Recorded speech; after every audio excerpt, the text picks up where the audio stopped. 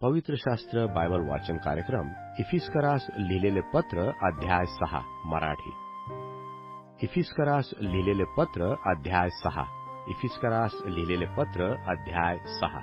मुलांनो, आपल्या बापाची आणि आईची आज्ञा प्रभू येशूमध्ये माना, कारण हे योग्य आहे. आपला बाप व आपली आई याचा मान राख.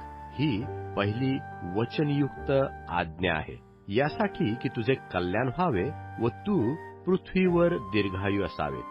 बापांनो, तुम्ही आपल्या मुलास चिडवू नका, तर प्रभूचे शिक्षण व बोध यांच्या योगे त्यांचा प्रतिपाल करा. दासांनो, व्यावहारिकरित्या जे तुमचे धनी त्यांचा हुकूम तो ख्रिस्ताचा असा समजून भीत व कापत सालस मनाने माना. मनुष्यास खुश करणाऱ्या लोकांसारखे तोंड देखल्या चाकरीने नका, तर परमेश्वराची इच्छा मनापासून पूर्ण करणाऱ्या ख्रिस्ताच्या दासासारखे तो माना. ही चाकरी मनुष्याची नव्हे तर प्रभूची आहे असे मानून सद्भावाने ती करा, कारण तुम्हाला माहित आहे की कोणी जे काही चांगले करतो तेच त्याला प्रभूपासून मिळेल, मग तो दास असो किंवा स्वतंत्र असो. धन्यांनो, तुम्ही त्यांच्याबरोबर तसेच वागा, धमकावणे सोडा, कारण त्यांचा व तुमचाही धनी स्वर्गात आहे आणि त्याच्याजवळ पक्षपात नाही, हे तुम्हास माहीत आहे. ख्रिस्ती मनुष्याची शस्त्र सामग्री. ख्रिस्ती मनुष्याची शस्त्र सामग्री. आता इतकेच सांगणे आहे की प्रभूमध्ये व त्याच्या पराक्रमाच्या शक्तीमध्ये सबळ व्हा.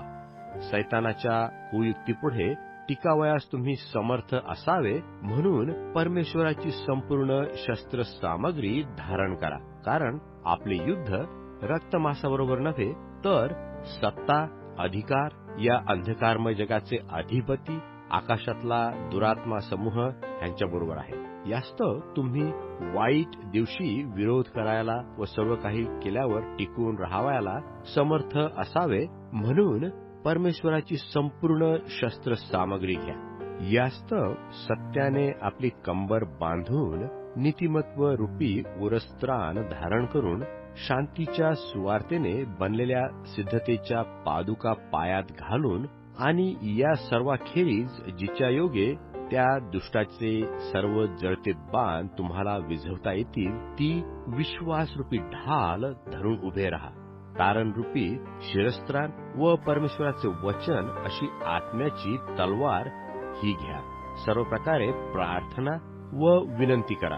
सर्व समयी आत्म्याच्या प्रेरणेने प्रार्थना करा आणि या कामी सर्व तत्परतेने व सर्व पवित्र जनांसाठी विनंती करीत जागृत राहा. माझ्यासाठीही विनंती करा, ती अशी की ज्या सुवार्तेकरता मी बेडीत पडलेला वकील आहे, तिचे गुज प्रशस्तपणे कळविण्यासाठी मी तोंड उघडीन, तेव्हा मी काय काय बोलावे ते मला कळून यावे, यासाठी की जसे मी बोलले पाहिजे तसे ते मला प्रशस्तपणे बोलता यावे. समाप्ती. समाप्ती. माझे कसे काय चालले आहे हे प्रिय बंधू व प्रभूमधील विश्वासू सेवक तुखिक हा तुम्हास सर्व कळविल. यावरून तुम्हास समजेल. आमचा समाचार तुम्हास कळावा व त्याने तुमच्या अंतःकरणाचे समाधान करावे, याकरताच मी त्याला तुम्हाकडे पाठविले आहे.